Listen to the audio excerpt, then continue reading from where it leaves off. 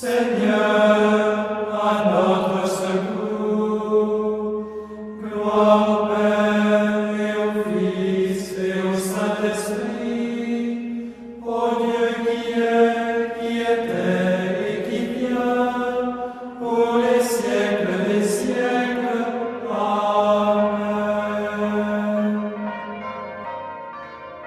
L'ange du Seigneur porta l'annonce à Marie, et elle conçut du Saint-Esprit. Je vous salue Marie, pleine de grâce, le Seigneur est avec vous. Vous êtes bénie entre toutes les femmes, et Jésus, le fruit de vos entrailles, est béni. Sainte Marie, Mère de Dieu, priez pour nous pauvres pécheurs, maintenant et à l'heure de notre mort. Amen. Voici la servante du Seigneur, qu'il me soit fait selon votre parole. Je vous salue Marie, pleine de grâce, le Seigneur est avec vous. Vous êtes bénie entre toutes les femmes, et Jésus, le fruit de vos entrailles, est béni. Sainte Marie, Mère de Dieu, priez pour nous pauvres pécheurs, maintenant et à l'heure de notre mort. Amen. Et le Verbe s'est fait chair, et il a habité parmi nous. Je vous salue Marie, pleine de grâce, le Seigneur est avec vous. Vous êtes bénie entre toutes les femmes, et Jésus, le fruit de vos entrailles, est béni. Sainte Marie, Mère de Dieu, priez pour nous pauvres pécheurs, maintenant et à l'heure de notre mort. Amen. Priez pour nous, Sainte Marie, Mère de Dieu, afin que nous devenions dignes des promesses du Christ. Prions le Seigneur. Que ta grâce, Seigneur, notre Père, se répande en nos cœurs. Par le message de l'ange, tu nous as fait connaître l'incarnation de ton Fils bien-aimé. Conduis-nous par sa passion et par sa croix jusqu'à la gloire de la résurrection. Par Jésus, le Christ, notre Seigneur.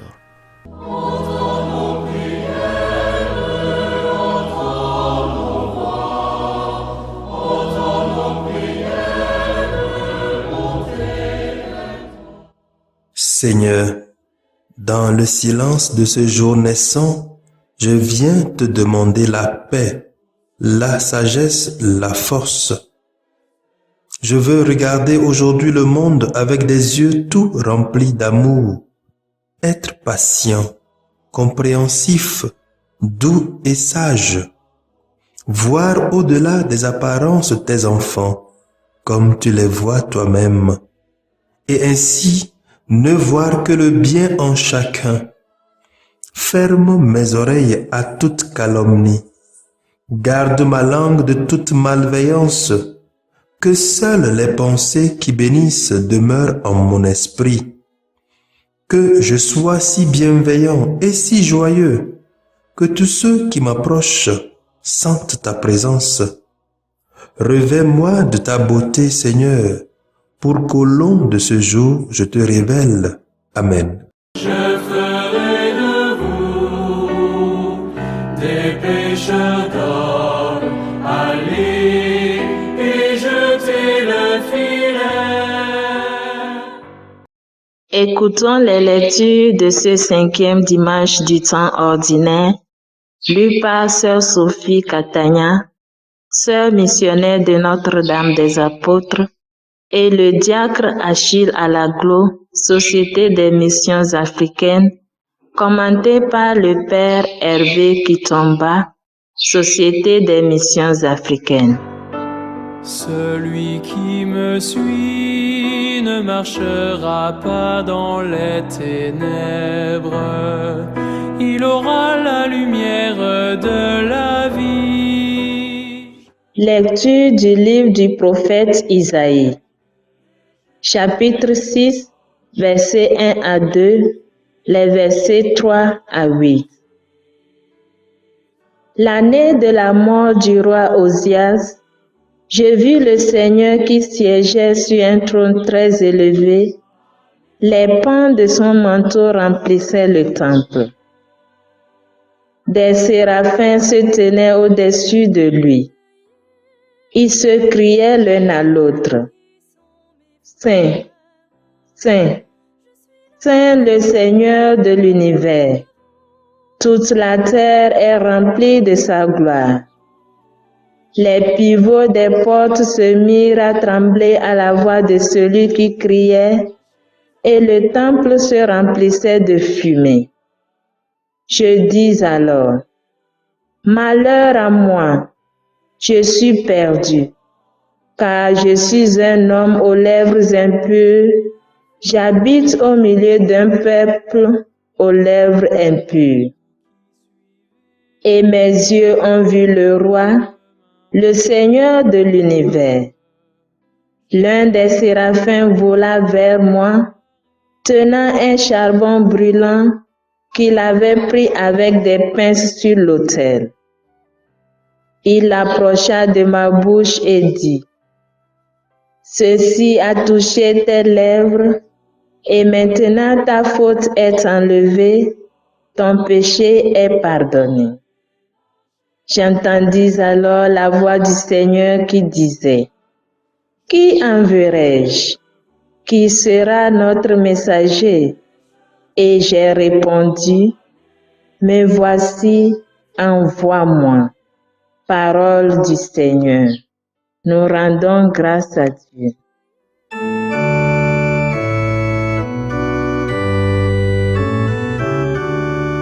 Je te chante, Seigneur, en présence des anges. De tout mon cœur, Seigneur, je te rends grâce. Tu as entendu les paroles de ma bouche. Je te chante en présence des anges.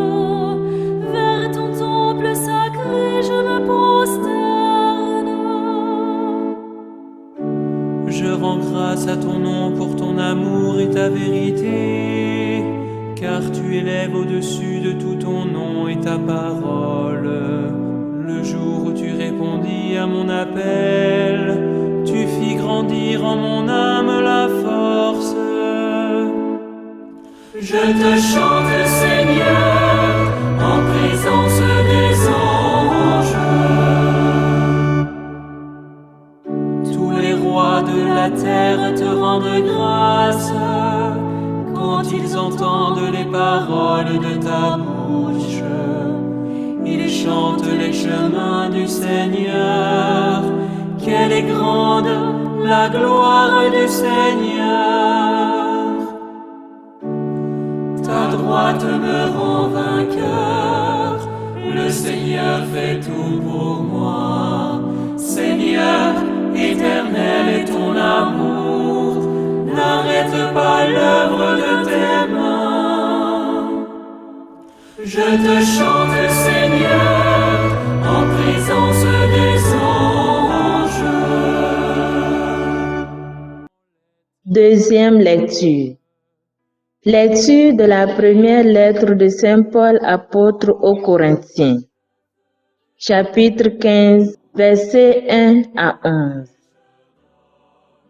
Frères, je vous rappelle la bonne nouvelle que je vous ai annoncée. Cet évangile, vous l'avez reçu. C'est en lui que vous tenez bon. C'est par lui que vous serez sauvés si vous le gardez tel que je vous l'ai annoncé.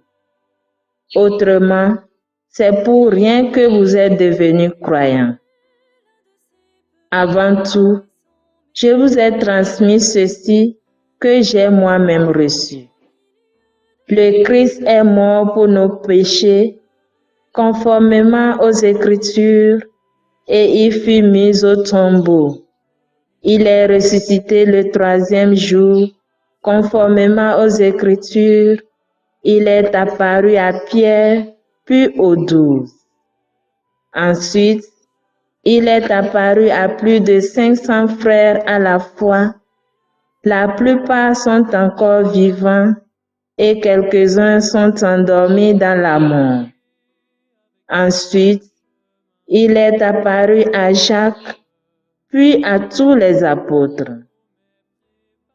Et en tout dernier lieu, Il est même apparu à l'avorton que je suis. Car moi, je suis le plus petit des apôtres. Je ne suis pas digne d'être appelé apôtre, puisque j'ai persécuté l'Église de Dieu. Mais ce que je le suis par la grâce de Dieu. Sa grâce venant en moi n'a pas été stérile. Je me suis donné de la peine plus que tous les autres. À vrai dire, ce n'est pas moi, c'est la grâce de Dieu avec moi. Bref, qu'il s'agisse de moi ou des autres, voilà ce que nous proclamons, voilà ce que vous croyez. Parole du Seigneur. Nous rendons grâce à Dieu.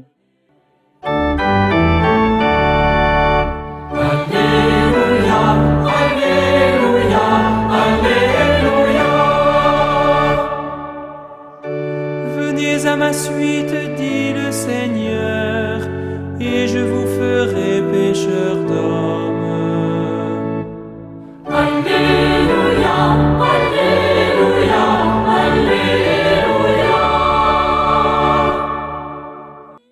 Le Seigneur soit avec vous et avec votre esprit.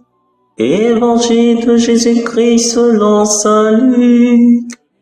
Gloire à toi, Seigneur. Saint Luc, au chapitre 5, versets 1 à 11. En ce temps-là, la foule se pressait autour de Jésus pour écouter la parole de Dieu, tandis qu'il se tenait au bord du lac de Génézareth. Il vit 2 barques qui se trouvaient au bord du lac. Les pêcheurs en étaient descendus et lavaient leurs filets. Jésus monta dans une des barques qui appartenait à Simon et lui demanda de s'écarter un peu du rivage. Puis il s'assit et de la barque, il enseignait les foules.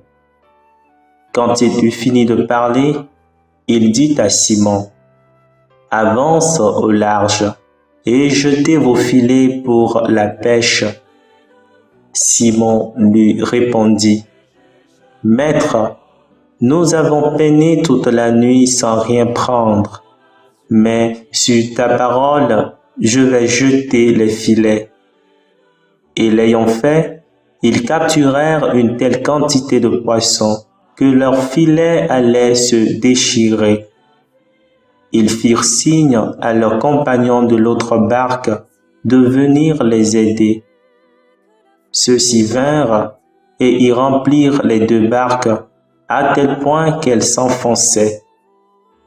À cette vue, Simon-Pierre tomba aux genoux de Jésus en disant, « Éloigne-toi de moi, Seigneur, car je suis un homme pécheur. » En effet, un grand effroi l'avait saisi, lui et tous ceux qui étaient avec lui, devant la quantité de poissons qu'ils avaient pêchés. Et de même, Jacques et Jean, fils de Zébédée, les associés de Simon.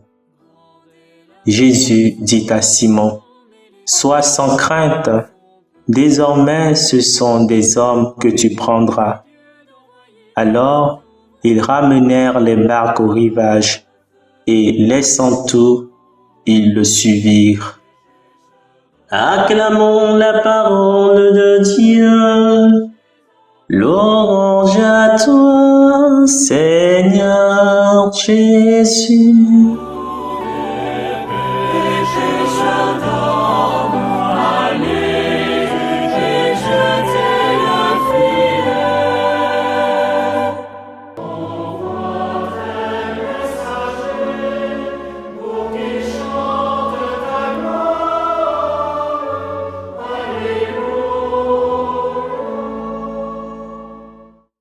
Chères sœurs et frères, loué soit Jésus-Christ. Aujourd'hui, nous célébrons le 5e dimanche du temps ordinaire en essai. Les lectures de ce jour porte sur la vocation et sur la mission des serviteurs de Dieu. Ce dernier étant maître des temps et des circonstances, appelle qui il veut, quand il veut et où il veut pour réaliser son œuvre d'amour envers son peuple. Il n'utilise que l'homme comme canal ou instrument pour sauver l'homme. Voilà pourquoi saint Augustin dit: Dieu nous a créés sans nous, mais il ne veut pas nous sauver sans nous. Dès lors, nous pouvons dire que chaque vocation est une histoire sacrée de la rencontre verticale entre le divin et l'humanité, suivie d'une autre qui se veut horizontale entre l'homme transformé, issu de la première rencontre, le messager de Dieu et le peuple souffrant. La première lecture nous met au parfum de la vocation d'Isaïe qui s'est enclenchée l'année de la mort du roi Osias. Dieu fait un premier pas vers lui pour proposer sa collaboration bilatérale. Mais, connaissant son état d'âme, le futur prophète se sent indigne de cette offre divine. Faible qu'il était, Isaïe trouve grâce devant Dieu, et d'une manière plus humble et spontanée, il accepte librement la mission du Seigneur. « Mais voici, envoie-moi, dit-il. » Et dans la même perspective, nous pouvons éventuellement cerner le point de convergence qui existe entre la vocation d'Isaïe et celle de Simon-Pierre dans l'Évangile. C'est Jésus qui s'avance vers Pierre et monte dans une de ses barques pour prêcher la parole de Dieu. Bien avant, Dieu a utilisé un navire connu sous l'arche de Noé pour sauver sa création. Dans ce contexte, nous comprenons que le navire ou la barque est un instrument du salut. De nos jours, nous pouvons nommer l'Église de Dieu comme barque dans laquelle il parle à son peuple. Sur ce, approuvons-nous l'expression de saint Cyprien de Carthage qui stipule que extra ecclesiam nulla salus. Hors de l'Église, point de salut. Jésus demande à Simon d'avancer au large pour une meilleure pêche. Il lui répondit: Maître, nous avons peiné toute la nuit sans rien prendre, mais sur ta parole, je vais jeter le filet. Et le résultat était fortement rentable. Alors, avec ses amis, Jacques et Jean, ils invitent leurs compagnons à venir les aider, à venir partager leur joie et à être témoins de cette merveille de Dieu.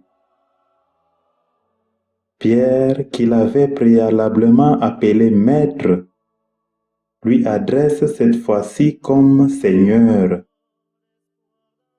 Et comme Isaïe dans la première lecture, il se reconnaît indigne de cette magnifique rencontre avec Dieu.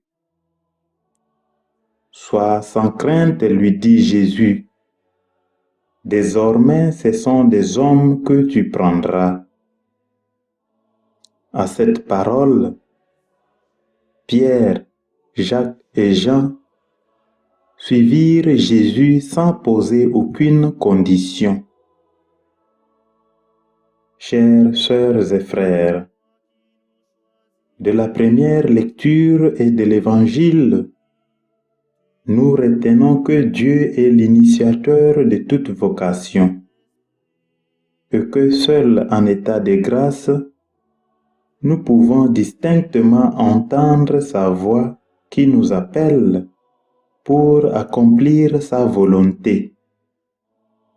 Nous sommes tous invités à avancer notre barque en profondeur pour que notre vocation regorge beaucoup de bons fruits qui demeurent. L'Église missionnaire va plus loin dans son apostolat sans limite ni entrave pour atteindre les plus abandonnés. Dans notre mission reçue des dieux, puissions-nous, comme le pense saint Paul, apporter le message central du christianisme, qui est la mort et la résurrection du Christ. Voilà le contenu de notre mission chrétienne. Que le Seigneur fasse de nous des bons et fidèles serviteurs de la charité.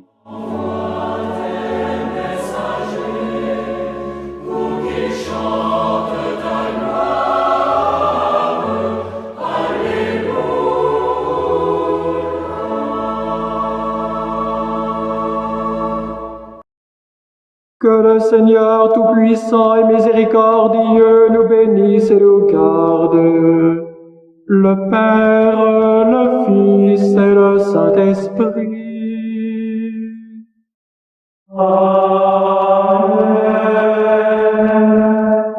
Bénissons le Seigneur. Nous